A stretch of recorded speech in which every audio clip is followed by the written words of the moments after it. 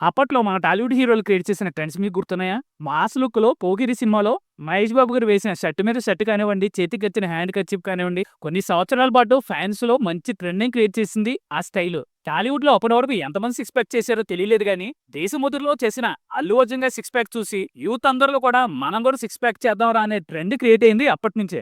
Ram Charan guarantee గుర్తొచ్చేది horse riding. కానీ మనం అందరం చేయలేం కదా! రామ్ చరణ్ గారు 'నాయక్' సినిమాలో వేసిన 'లైలా ఓ లైలా' సాంగ్‌లో ఉన్న 6 లెటర్స్ టీ షర్ట్ గుర్తుందా? పల్లెటూరులో సైతం కూడా ఇదే టీ షర్ట్‌ని వేసుకున్నారు అప్పట్లో. కొన్ని సంవత్సరాల పాటు ట్రెండ్ అయింది ఇదే టీ షర్ట్. 'మిర్చి' సినిమాలో ప్రభాస్ అన్న క్లీన్ ఫిట్ గుర్తుందా? అలాంటి స్టైలిష్ లుక్‌లో అన్నను కొట్టేవాళ్లే లేరింక. అలాగే 'రెబెల్' సినిమా ఇంటర్వెల్ టైంలో ప్రభాస్ అన్న వేసిన బ్లాక్ టీ షర్ట్ గుర్తుందా? కొన్ని సంవత్సరాల పాటు ఫ్యాన్స్ అందరిలో కూడా ట్రెండ్ అయింది. అలాగే హాట్ కేకుల్లా అమలయ్యాయి అలాంటి టీ షర్ట్స్.